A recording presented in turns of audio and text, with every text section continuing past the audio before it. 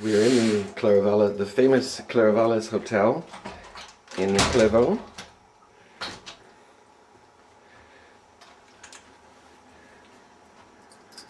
Yes, here you can see that's a handrail of the bridge. Oh. The bridge is just beneath, and that's a staircase going down to the cellar. Okay. And so they could flee through the cellar, get up here, through the staircase, and then there is a small bridge where they got up Oh, and then, oh my God. through the forest. And Fuller did get up there, Yes. but Yes. captured later. Yes, I think, about 2 or 3 miles from here. So that's rather precarious to get across there, Yeah. I think, huh? And one guy fell. Yes. So this is horizontal, this steel, this Yes, steel beam. the bridge is horizontal, and then there are steps in the rock. In the rocks, Yes. huh? And do I pronounce your name correctly? Gillen? Yes, Gillen. that's right. I want to introduce Jean-Paul Gillen. Yes. His grandfather was the owner at this Yes. time. And by the way, where was your grandfather when the Americans were here?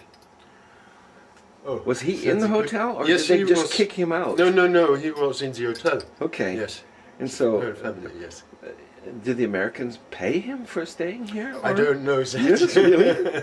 Or did they just commandeer the place? I don't know. But he was present Yes. when all this stuff happened. Yes, Okay. Thank you so much. please. This is spectacular, this hotel being right up against the precipice. Yes. And this is you call this a stairwell? That's a staircase, yes. It's a stair. Okay. And that's the part Yeah. where they were unable to escape to the rocks. Now we're walking to the staircase. You see that's going down to the cellar. Oh my God. And that's the door. I don't have the key now. That's going on the bridge. Oh really? And what was the purpose of constructing that bridge? It was for the guests. When you are going out over there, you are about 4 or 5 minutes from the abbey. So the guests could get out of the hotel through the forest and get straight to the To the abbey? Yes. I see. Here's the lobby of the Clairvaux Hotel, 4-star hotel.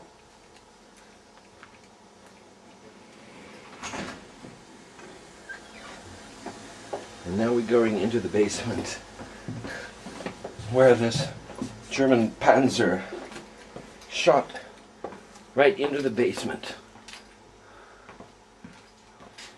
You see, this opening wasn't there. There was only an opening on that side. And he was shooting in there. There's that normally is a cask of beer inside. But they could flee as you see here the width of the basement. That's all in stone. Oh, very. So they could flee here through the cellar. The Americans were hiding in the cellar. Yes, they had command posts here. In the cellar? In the basement, yes. Oh. Yeah. So the Americans had to flee through this cellar.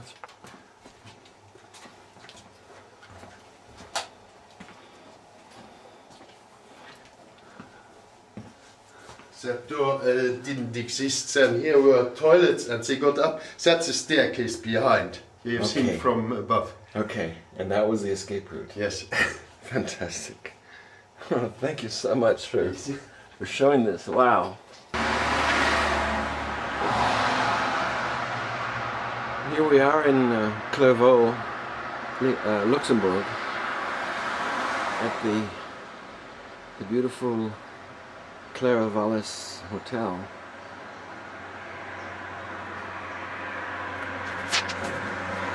Maybe we can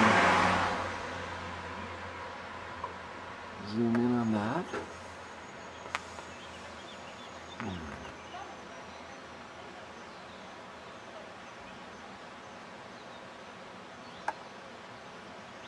They call it the Golf Hotel because the owner is a founder of the local golf course, but it only costs about €30 to play. And he can get even a better deal, a little discount, I guess. And there's these steep cliffs.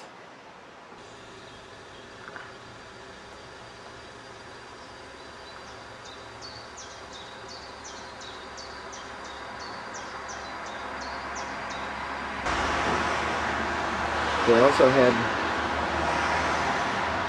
some command posts, or at least some soldiers over in the castle, about a half a mile down the road. We're right next to the railroad station here, a little north of town. And when the Germans came through the Battle of the Bulge, they just clobbered this little outpost. Here we are in Belgium, Saint-Vite.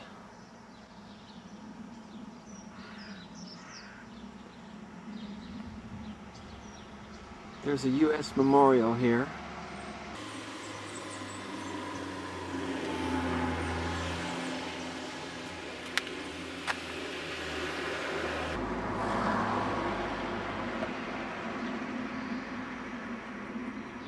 The 106th Infantry Division, who fought and died for the country in the Ardennes forest.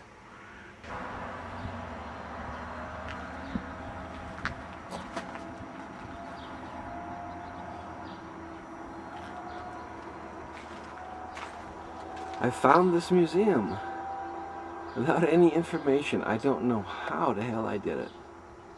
I think this is the one where they take you around in a German half-track.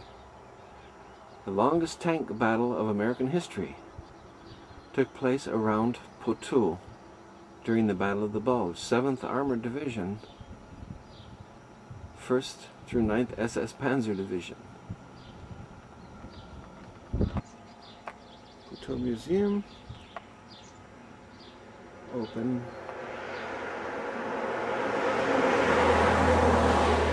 June 15th of June to 15th of September. This is a beautifully restored Stuart tank.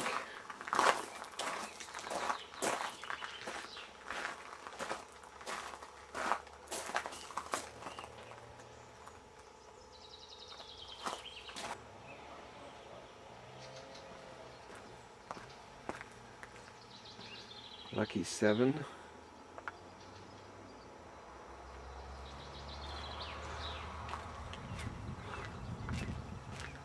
This is a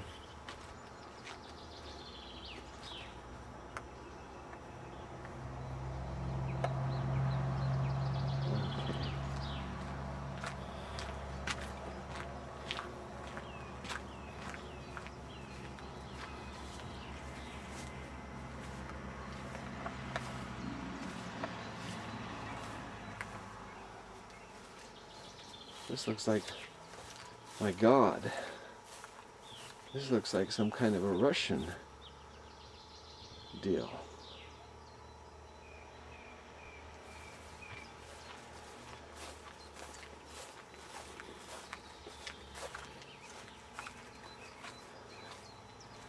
I don't know if that's the one. Maybe they take people around in this, give them a ride in this half-track.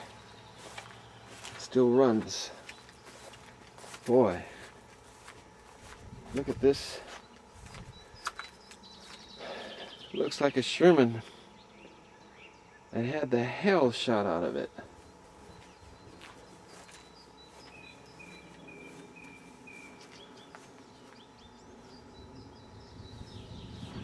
Oh my God. They must have used it for target practice.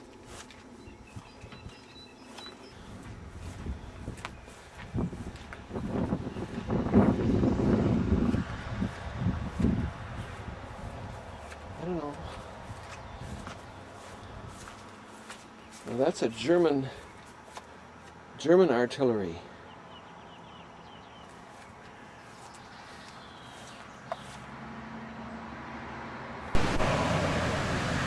I'm in Luxembourg now, just east of Verbemont. This bridge here was blown on December 18th by the combat engineers, and SS Commander Pfeiffer and his column of panzer tanks came down here, and this bridge was blown. This is as far as they got. They turned around after that, and they were finished. They had to abandon all their tanks, and they had to fight their way out of there. And there's a monument here to the combat engineers who blew the bridge. We're in Stomo. There was a battle here that raged for 3 days around this sanitarium. The sanitarium was all but destroyed. There were hundreds of men and children hiding in the basement while the priests tried to calm them down. But this battle raged for days, and in this quiet little town of Stomo, during the attack of the Battle of the Bulge. Well, this is the Amblev River Valley, typical landscape from the Ardennes, rolling, gently rolling farmland, but punctuated by very deep forest, very tall trees, and every now and then surprise like this castle popping out of nowhere. We're just east of Stomo.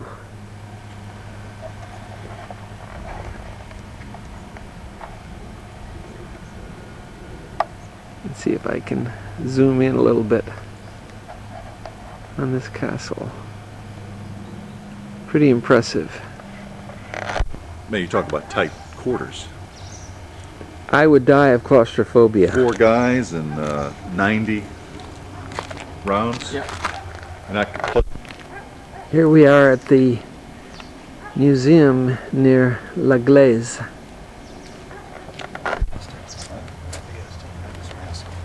This is a King Tiger 65-ton tank, and Pfeiffer had about 44 of these things in his columns. This is a very nice museum here, perhaps the best I've seen in La Glaise. This is one of the Tiger tanks left here by Professor General SS Joachim Pfeiffer, and he abandoned this and all his other tanks and fled. Okay, this used to be a cafe, and this is the road to Stavelot. And down this road, the German armored column of Pfeiffer was advancing, and there was a Sergeant Yates who set up, you see, they were going to pass under these 2 bridges, one right after the other, railroad bridges, and he knocked them out with a 57mm anti-tank gun. Paid 3 guys who shot the gun, paid with their life, but they gave them enough time to blow the bridge in town. We're in the village of Trois Ponts, 3 bridges, and looking east on the road to Stavelot.